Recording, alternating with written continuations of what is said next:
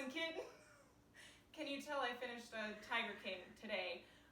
So today on Mamma Mia, It's Healthy, I'm going to be demoing how to make zucchini noodles with meat sauce because I am vegetarian, so you can substitute whatever ground meat products you would like. So first of all, I want to give a big thank you to my roommate and camera woman today and friend for putting up with me and my craziness today. So the plan was to get a spaghetti squash to demo that, and they didn't have it, so plan B was zucchini noodles. They also didn't have that, so now we're on to plan C, which is I bought zucchini, and my products are limited, so ideally I wanted to give students a demo of how to do it along with the finished product so I could show the entire process, but that just was not in the cards today. So kind of setting the stage for where this would be in my lesson. Before this, the students would do a packet assignment which deals with the effects of good nutrition on your body as well as different nutrients and how they impact your body. So now this would be prior to their independent practice where they would find their favorite food and then compare a healthier alternative to that. So that's kind of setting the stage and giving them ideas. So this is an alternative to traditional spaghetti and meat sauce. So come on up into the kitchen. So I made a tomato sauce right here. It was much cheaper. Yeah, get a shot. I just want to do like a close up. Yeah. Ooh. So in it is a 28-ounce can of whole peeled tomatoes. So I just crushed that in there, and then mashed 3 cloves of garlic and put that in there as well. 5 tablespoons of extra virgin olive oil and a little bit of salt and pepper. So you just let that boil until it reduces to about 1/3 of its size, which is about boiling for 20 minutes, and then you put in 2 tablespoons of unsalted butter. So this is about done right here, so I'm going to get a ladle for this. So now I'm going to demo how to do the zucchini noodles because it's a bit of an interesting process, so switch over here. So I'm going to come over here. Oh. So here we have a half a zucchini. So here's what they should look like. We're going for a thick fettuccine style. So I don't have a spiralizer, so we do have to improvise. I feel like that is just the theme that we're going for in these times is in this economy. Improvisation. So we're going to peel them into strips and then lay the strips out and then cut those into thirds to get our noodles. So I'll quickly demo how to do that, and then we'll saute them with our ground beef alternative. So this took a lot of practice and creativity to think of how to do this, but I think we got it. It is a bit more time consuming than the traditional zucchini noodle, and I didn't just want to cut it up because this is technically supposed to mimic pasta in a way. But let me just get a couple layers. And this is also a little bit safer for students, I think, than a spaghetti squash because that is quite difficult to cut. So you want to go away from yourself, and I will preface that I did wash my hands before all of this, so we're practicing safe hygiene in here. So get a couple more layers, and then kind of any remnants that you have. So this is kind of like as much of it I could get off with the vegetable peeler. You can cut that up and also add it to your sauce if you want for some more texture. But if not, you can just save it for rainy day. You could freeze zucchini. It does not taste the same when it's frozen, but saving your money. So here we have our pile of zucchini layers. So we're going to cut those into a noodle-like shape, and then we will separate them and put them into our bowl. So then we'll move these over. So like I said, I am vegetarian, so I do use garden beefless grounds, but if you want to use ground beef, ground turkey, ground chicken, or you can just have it be a marinara sauce, that's fine. I just like having a meat sauce, and my roommate behind the camera does as well. So I'm gonna do about a cup because I'm just gonna do a serving, and this sauce I am gonna save for later because it is a really good recipe and it makes 4 servings. Yeah, so just gonna pour pour this out and measure it. I had the oil preheating because you could add it to your sauce. Oh, that's popping on me. Okay, that's fine. A little hot. I'm gonna lower the heat. So I'm gonna do a cup of that. Okay, we're just gonna lower. Okay, it's fine. It's fine. It's fine. We're figuring it out. Okay. So you could add it to the sauce if you want, but I do like, I feel like you get the best use out of this product and the best flavor out of the product if you saute it ahead of time and get some crispy bits on it, and then add it to your sauce or your dish. I just feel like the flavor is a lot better than simply putting it in the sauce. So really, this is a soy product, so it's not like your regular ground beef where you have to have it reach a certain temperature. It's really just about heating it up. So that, you want to come closer? Yeah. It's not popping anymore. So when it gets kind of like brown, crispy bits like that, or in ground beef's case, if there's no pink left, then you can add it to your sauce. So I'm going to simply put this in here.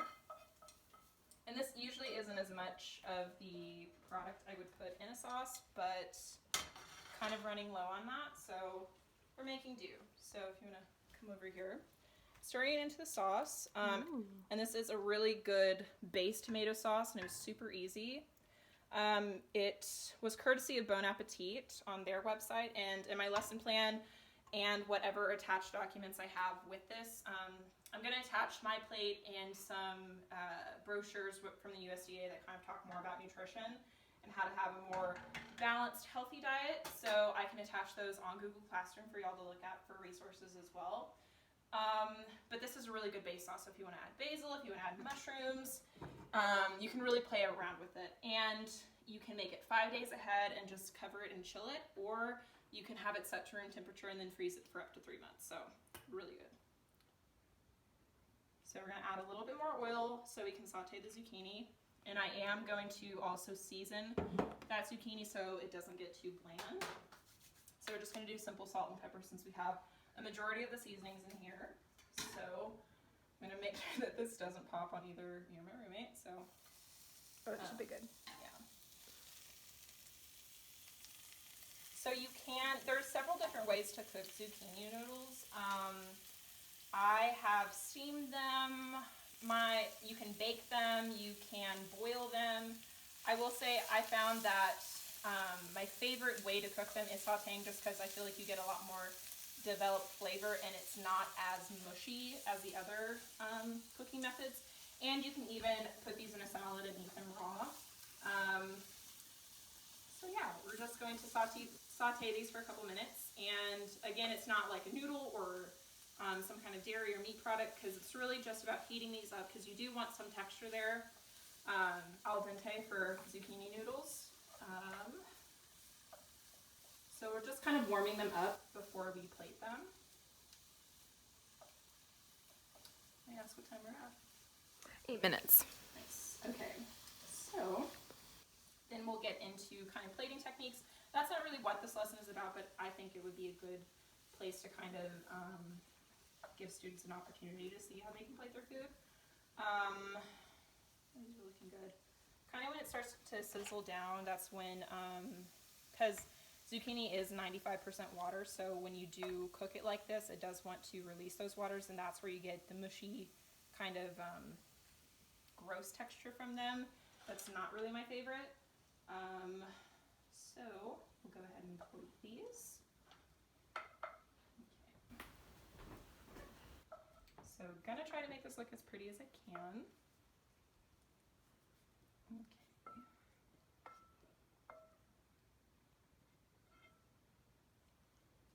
I forgot to season them. Okay, we'll season them now. It's okay. We'll just, you know.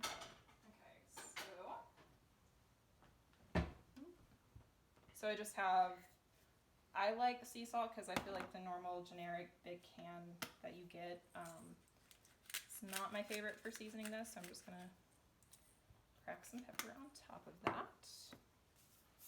Put a little bit of salt. Okay, now I am going to do some rearranging. So I'm going to put the sauce on the pad I got from IKEA so we can do the least possibly messy plating in my apartment. Okay, so we've got clean up as you go. That's the best advice I can say if you're gonna cook in your apartment.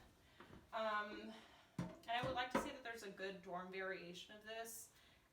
If I'm gearing it to high school students or something that's really low effort, I would say you could do, they have steamable zucchini noodles. There's a lot of different options. And then sauce, you can obviously get it prepackaged, or you can freeze this ahead and then just take it with you. Yeah, this is a good, nice, healthy meal to our alternatives.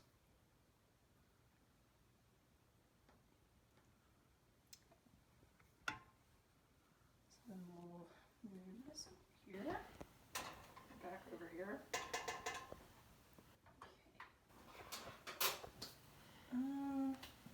Let's talk about some cheese, because that's always a nice thing to top it with. I will be using my fridge too much. I will be topping it with the dairy-free cheese. Kind of an oxymoron if I put dairy butter in it, but again, this is completely optional for toppings. You can do basil. I wanted to get fresh basil at the store, but they didn't. They had the dried, which I didn't really want that. So products have been limited, but you can still do a great nutritionist. Make a nutrition or nutritional. Words. We know words. It's quarantine day. Day I lost track. So it's a great way to make a nutritious meal. That's the word. I couldn't think of it. Okay. So we're both gonna taste it. Oh, we're at 12 minutes. Oh, that's 4 minutes. Sorry. We're figuring it out. Dr. A. So me and my lovely roommate and camera woman today are going to be trying the zucchini noodles. Kind of thinking like having your students taste a meal that they might not be comfortable with, or a food that is probably not their favorite, is a good way to kind of get them outside of their comfort zone and maybe introduce a new food that they didn't know that they liked. So, would you like to grab me for me? Yeah. Okay. Oh, I'm sorry. You're fine. Cheers. Okay.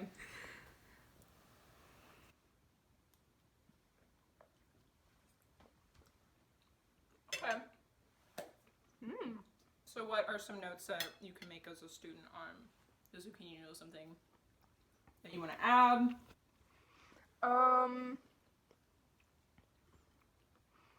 Maybe just a little bit more salt. Okay. Yeah. But I don't know. I mean, I think it's good. And this is coming from a girl who is not vegetarian. Is not vegetarian, who doesn't like squash. So I'm very proud that she tried a new thing. I was scared. I was very scared, but it was okay. So some things I'm noting with this is seasoning needs a little bit more salt. Flavor-wise, what did you kind of pick out? The sauce was really, really good. Because I think for me, not liking zucchini or squash that much, without the sauce, I wouldn't have liked it. Yeah, so really easy, really simple sauce. I will say with zucchini noodles, really glad how thin they came out, because that definitely helps with quick cooking time, and the texture is not like absolute mush. Like, there's still a little bit of a bite to it, but it's not like you're eating raw zucchini. You're at 14 minutes, just so you know. Awesome. So just kind of wrapping this up, we'll go back. Actually, I'm going to wash my hands, practicing, because everyone should be washing their hands right now, wherever you are.